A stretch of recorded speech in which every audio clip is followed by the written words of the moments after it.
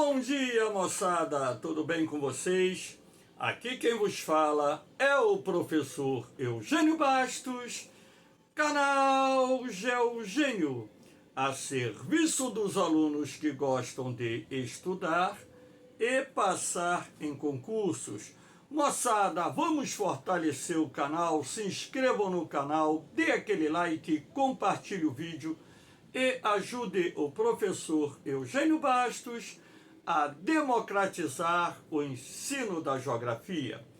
Moçada, no nosso encontro de hoje, irei falar sobre a transição energética brasileira.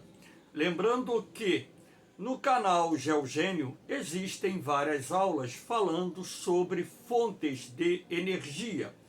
E agora um tema que está sendo muito debatido, não só internamente, assim como internacionalmente, diz respeito à questão da transição energética. Dias atrás eu gravei uma aula sobre a transição energética mundial e hoje estou gravando uma aula sobre a transição energética brasileira. Essa aula está sendo gravada domingo, dia 15 de janeiro de 2022. Perdão, 2023. Ainda estou com 2022 na cabeça. Espero que vocês gostem do nosso encontro.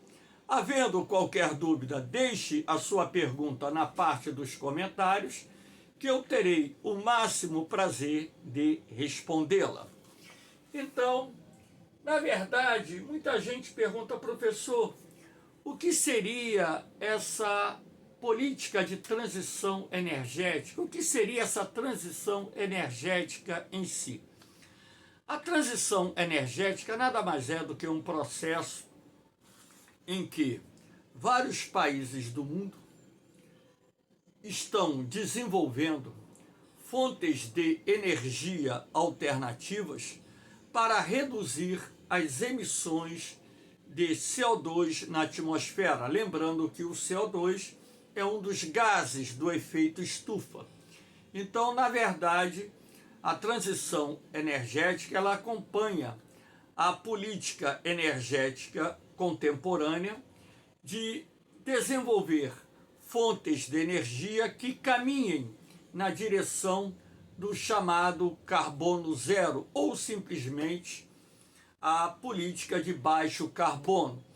E, sendo assim, contribuir para a redução das emissões dos gases do efeito estufa na atmosfera e conter o aquecimento global. Então, há um compromisso firmado no Acordo de Paris por vários países do mundo de se buscar ampliar as fontes de energia limpas e renováveis, também desenvolver novas fontes de energia limpas, como forma de aplicar políticas de baixo carbono que caminhem em direção ao chamado carbono neutro ou o carbono zero.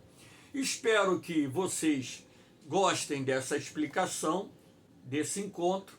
Qualquer dúvida, deixe a sua pergunta na parte dos comentários. Estou reiterando isso porque o canal Geogênio é aberto às perguntas, às dúvidas e até mesmo às sugestões. Então, essa imagem aqui retrata torres onde nós temos os aerogeradores representando a geração de energia eólica e os painéis solares representando a geração de energia fotovoltaica. Aqui nós temos, deu uma travada aqui, mas já está voltando. Vamos voltar aqui um pouquinho. Então, aqui nós temos um gráfico referente à matriz energética do Brasil em 2021. Então, que fique bem claro que não temos ainda dados fechados sobre a composição total da matriz energética brasileira no ano de 2022. Então, São dados bastante atualizados e quando se fala em matriz energética, na verdade, estamos nos referindo a todas as fontes de energia utilizadas pelo homem nas mais diferentes atividades econômicas desenvolvidas por ele. Então, não confundir nunca matriz energética com matriz elétrica. Então, são duas coisas totalmente diferentes. Matriz elétrica corresponde às fontes de energia utilizadas para gerar eletricidade. E matriz energética, as fontes de energia utilizadas nas diferentes atividades econômicas desenvolvidas pelo homem. Não só a geração de eletricidade, mas também a movimentação das indústrias, movimentação de veículos automotores, movimentação de máquinas agrícolas, enfim. Então, a matriz energética brasileira, em 2021, fechou com a participação do petróleo e derivados com 34,4% da sua composição, seguido pela cana-de-açúcar, muito utilizada na produção do etanol. Lembrando que também o bagaço da cana-de-açúcar é utilizado no Brasil para a geração de eletricidade. O gás natural com 13,3%. A hidráulica, que provém das usinas hidrelétricas, com 11%. Carvão vegetal e lenha, com 8,7%. Outras fontes renováveis, aí entra a solar, a eólica e outras fontes, com 8,7%. Carvão mineral, 5,6%. Nuclear, 1,3%. Outras não renováveis, por exemplo, xisto betuminoso, 0,6%. Então, aqui nós temos a composição da matriz energética brasileira. Aqui em seguida, eu tenho o gráfico correspondendo à matriz elétrica brasileira centralizada, ou seja, aquela que é desenvolvida em usinas. Já fechado o ano de 2022. Então, você perceba que o setor hidrelétrico fechou o ano de 2022 com uma participação de 54,07% da matriz elétrica brasileira. Lembrando que, anos atrás, o setor hidrelétrico chegou a representar 90% da matriz elétrica brasileira e que, a partir do apagão, que foi uma grave crise energética que atingiu o Brasil no ano de 2001/2002, o nosso país passou a diversificar a sua matriz elétrica, razão pela qual o percentual da participação do setor hidrelétrico na geração de eletricidade em nosso país começou a cair. Usina termoelétrica, 24,96%, nós estamos falando aqui em capacidade instalada, que fique bem claro que existe uma diferença entre capacidade instalada e geração, porque muitas usinas termoelétricas ficaram desativadas no ano de 2022 por causa da recuperação dos reservatórios das principais usinas hidrelétricas do Brasil. A usina eólica com 12,64%, o setor eólico, inclusive, chegou a ser a segunda mais importante fonte geradora de energia elétrica do Brasil no ano de 2022. Esse gráfico, volto a reiterar, corresponde à capacidade instalada e não ao total que foi gerado no ano de 2022. Usina fotovoltaica, 3,85%, essa participação menor da energia solar se deve ao fato desses dados só abordarem, as usinas solares. Então, na verdade, a geração centralizada de energia elétrica através das usinas fotovoltaicas não se leva em consideração aqui a geração distribuída, que é aquela geração individual de energia solar, geração domiciliar, comercial, a geração industrial e por aí vai. Então, por isso que essa participação aqui é bastante modesta, não retrata a realidade atual.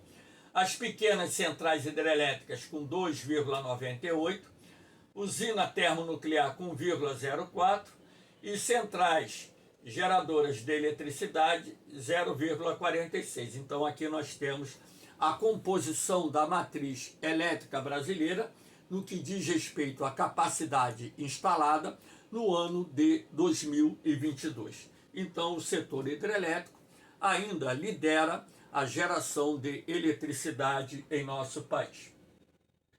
Esse outro gráfico é importante porque nos permite estabelecer comparativamente o emprego de fontes de energia renováveis e não renováveis no Brasil, comparando esse emprego com o mundo. Então vocês podem perceber o seguinte: cerca de 82,9% da matriz elétrica brasileira utiliza fontes de energia renováveis.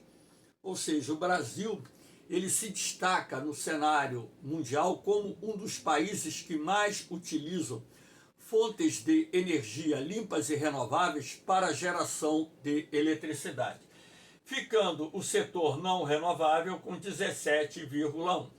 Ao contrário do mundo, então, na média mundial, apenas 28,6% vem de fontes renováveis e 71,4% de fontes não renováveis. Dentre as fontes não renováveis, há de se destacar o papel do petróleo e do carvão mineral, que são as duas fontes de energia mais utilizadas no mundo. Aqui nós vamos falar agora as usinas de geração de energia em construção, ou seja, a partir da Agência Nacional de Energia Elétrica, ANEEL, nós temos aqui, inventariado, a construção de novas usinas geradoras de energia. Então, no ano de 2022, a nível de usinas, o maior destaque foi para o setor eólico, com 35,12%. Em segundo lugar, o setor fotovoltaico, a energia solar, com 27,63%. Aqui nós estamos falando de usinas, porque no setor solar nós temos as instalações dos painéis residenciais, comerciais, industriais. Então a geração distribuída não aparece aqui, apenas a geração centralizada. Em terceiro lugar, o setor termoelétrico, com 26,76%. Em quarto lugar, o termonuclear, com 7,8%. Lembrando que as obras da usina de Angra 3 foram retomadas. Então, essa usina nuclear deverá ser entregue nos próximos anos.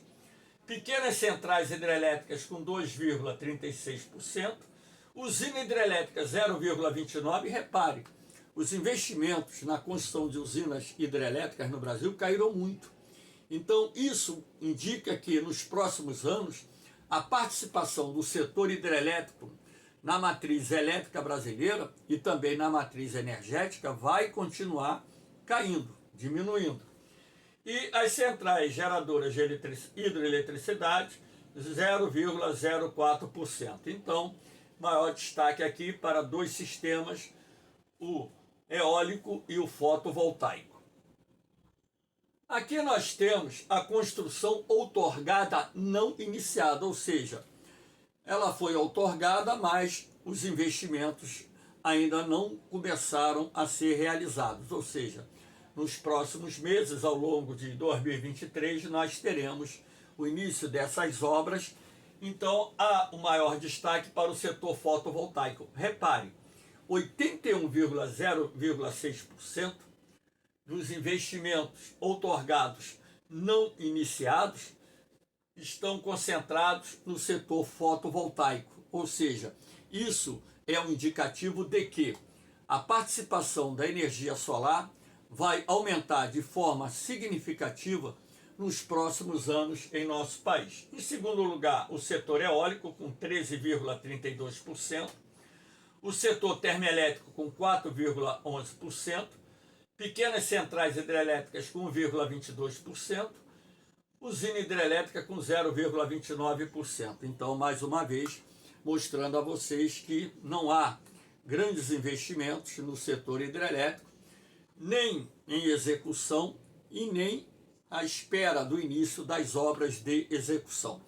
O Brasil ele está investindo mais nesse exato momento em dois sistemas, a energia fotovoltaica e a energia eólica.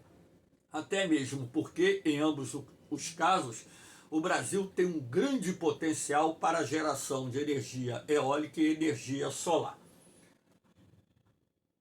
Aqui nós temos, deu uma pulada aqui, perdão, a energia eólica em gigawatts. O Brasil atingiu, em dezembro de 2022, uma capacidade instalada de superior, um pouco superior a 22 gigawatts. Então, a energia eólica ela passou a ser a segunda mais importante matriz elétrica do Brasil. Então, ela atualmente está disputando lado a lado com o setor solar. Inclusive, os dados que foram divulgados pela ANEEL no final de 2022 até indicavam que a energia solar havia ultrapassado a energia eólica, passando a ser a segunda mais importante matriz elétrica do Brasil. Agora, eu chamo a atenção de vocês para o seguinte, porque como estão sendo ampliados os parques eólicos, o Brasil ele hoje conta com mais de 800 parques eólicos. Como estão sendo construídos novos parques eólicos, então essa posição da energia solar e energia eólica ainda poderá ser alterada. O que se diz, ou se disse no final de 2022, é que o setor fotovoltaico, ou seja, a energia solar, havia ultrapassado a energia eólica, passando a ser a segunda mais importante matriz elétrica do Brasil. Dentro desse contexto, aí nós temos não só a energia distribuída, que é aquela energia domiciliar, comercial, industrial, e a energia centralizada, aquela que é gerada através de uma grande quantidade de painéis solares, no que nós chamamos de usina solar. Então, aqui no caso da energia eólica, repare, o Rio Grande do Norte e a Bahia figuram como os maiores produtores. Inclusive, já houve momentos recentes em que a Bahia figurava como o maior produtor nacional de energia eólica. Então, essa parte da geografia quantitativa, ela se modifica muito, ela se altera muito rapidamente, até mesmo porque, tanto na energia solar como na energia eólica, estão ocorrendo muitos investimentos. Então, é possível que, inclusive, essa posição do Rio Grande do Norte e Bahia possa se alterar ao longo de 2023 ou até 2024, por aí vai. Mas, no momento atual, nós temos o Rio Grande do Norte respondendo por 35% de toda a energia elétrica de origem eólica gerada no Brasil. Há de se destacar que o Rio Grande do Norte foi o primeiro estado brasileiro a alcançar autossuficiência na geração de energia elétrica através de usinas eólicas. Em segundo lugar aparece a Bahia com 31%, em terceiro lugar o Ceará com 13%, o Piauí com 12% em quarto lugar, e em quinto lugar o Rio Grande do Sul. Então essa é a composição dos maiores produtores de energia eólica no final do ano de 2022. Então, lembrando a vocês, coloque na cabeça, geografia quantitativa, os dados se alteram. Então, o que é o maior produtor hoje não necessariamente será o maior produtor amanhã. Então, fiquem atentos. Aqui nós temos a geração de energia solar no Brasil. Repare, a expansão de 2017 até 2022, aqui também, nesse caso, tá errado aqui, né? Eu botei megawatts, aqui é gigawatts, tá? Não é MW não, aqui é gigawatts, tá? Então repare que essa expansão ela ocorreu de uma forma bastante acelerada a partir de 2017, quando então nós tínhamos uma produção de 1,7 gigawatts e final de 2022, essa produção de energia solar havia atingido 22,4%. Até mesmo porque, além da construção de várias usinas solares no Brasil, esses 2 últimos anos, 2021 e 2022, nós tivemos um boom na geração de energia solar. Por quê? Por causa do novo marco regulatório da energia solar, que vai passar a cobrar uma taxa sobre a geração distribuída. Então isso fez com que muitas pessoas se apressassem e instalassem painéis solares nas suas residências, nos seus estabelecimentos comerciais, nas suas fazendas, nas suas indústrias. Isso gerou um boom muito grande e o resultado foi a rápida expansão da geração de energia solar em nosso país. Então, o que se destaca nesse período foi um crescimento vertiginoso da geração distribuída.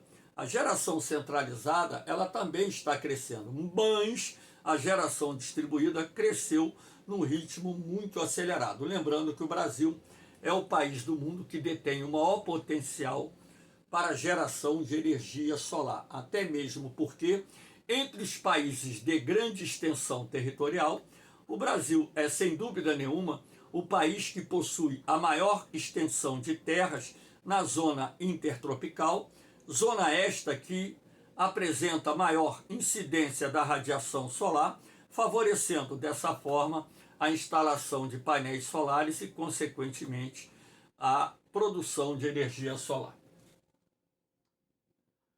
Aqui nós temos a produção de hidrogênio verde no Brasil.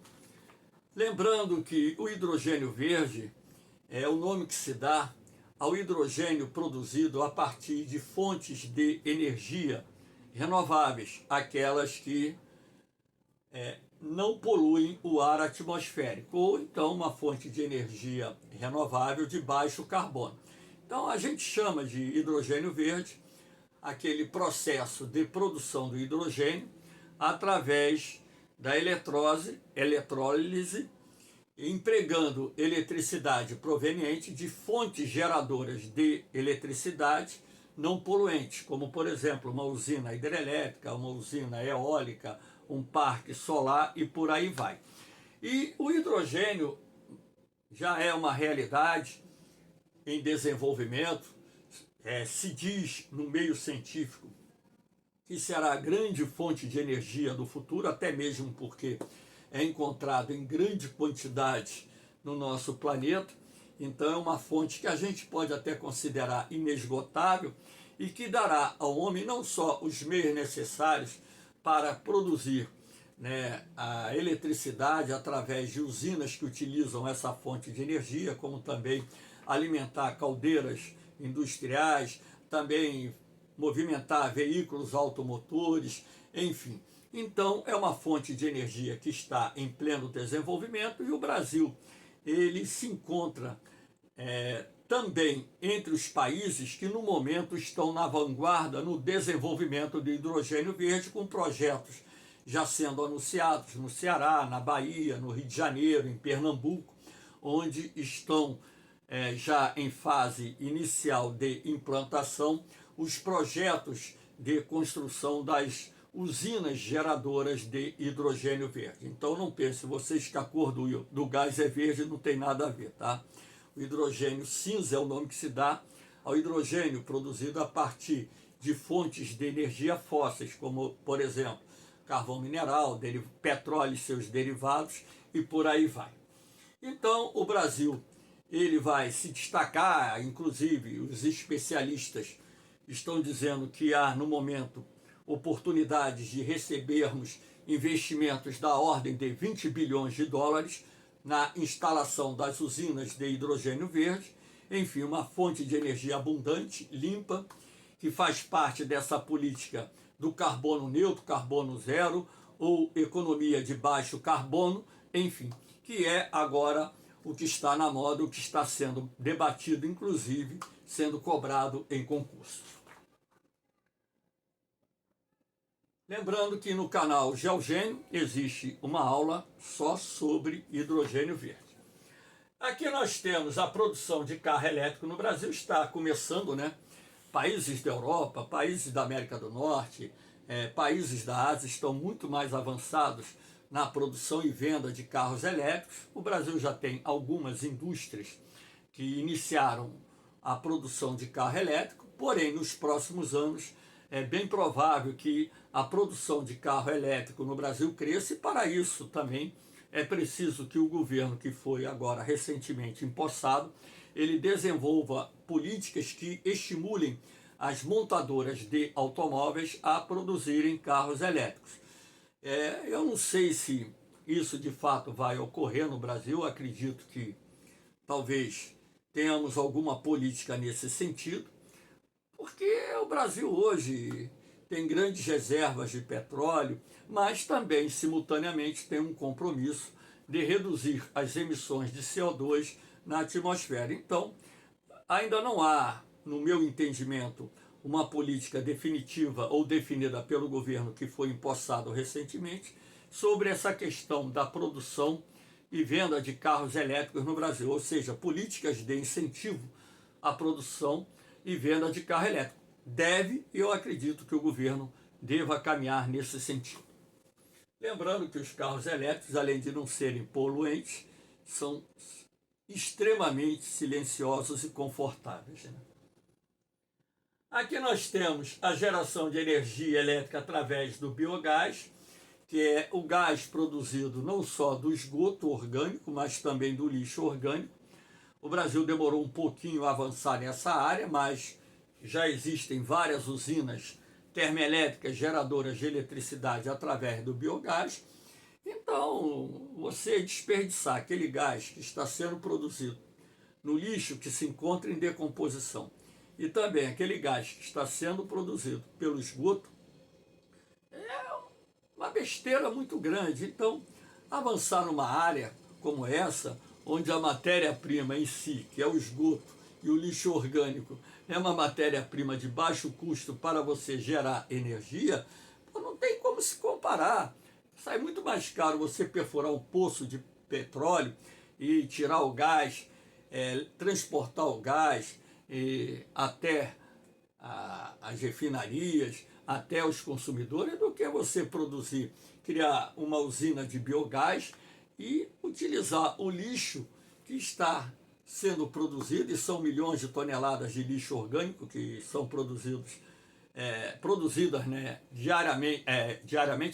anualmente no Brasil, e você deve utilizar, se não todo, parte desse lixo, não só para produzir o biogás, como também a compostagem derivada desse lixo orgânico ser utilizada na agricultura como adubo natural. Então nós começamos a avançar, tem várias usinas de biogás já em funcionamento no Brasil, e em cima disso eu finalizo a aula falando que o Brasil também está avançando nessa questão da transição energética, e acredito que nós avançaremos ainda muito mais nessa questão, até mesmo porque há uma necessidade enorme de reduzirmos as emissões de CO2 na atmosfera. Quando eu falo reduzirmos, não só o Brasil, assim como outros países do mundo, de forma a conter o aquecimento global e manter as condições de vida em nosso planeta salutares. Então nós temos que buscar essa política, o desenvolvimento dessa política de baixo carbono, de carbono neutro ou carbono zero, que é vital para a manutenção da sustentabilidade da vida em nosso planeta, pelo menos da sustentabilidade não só da vida humana, assim como de tantas outras espécies, até mesmo porque se a temperatura do planeta continuar subindo, muita gente vai acabar perecendo por não ter condições de viverem em áreas extremamente quentes, principalmente aquelas pessoas de maior idade. Moçada, espero que vocês tenham gostado do nosso encontro. Dá aquela forcinha no canal de Eugênio, divulga o canal para os seus parentes, para os seus amigos, para os seus colegas. O canal de Eugênio não é monetizado, não tem fim lucrativo. Eu só peço que ajude a divulgar para alcançar o maior número de pessoas possível, porque o canal de Eugênio só tem um objetivo: que é a democratização do ensino da geografia. Além do canal GeoGênio, eu ainda ofereço, através dos meus grupos lá no Facebook, SpaceX 2023, Colégio Naval 2023, ESA 2023, Vestibular 2023, meus PDFs com matéria, bancos de questões, provas comentadas, sem custo nenhum. Tudo ofertado para que vocês possam ter uma base de estudo, fortaleçam os seus estudos, enfim. Então o canal GeoGênio é uma plataforma simples, né, que eu criei para ser um suporte, um auxílio para você que quer passar para um concurso militar ou quer passar para um concurso de vestibular ou até mesmo de escolas técnicas. Valeu, moçada! No mais, um beijão no coração de vocês, um forte abraço. Fiquem com Deus, eu vou, mas eu volto, hein? Fui!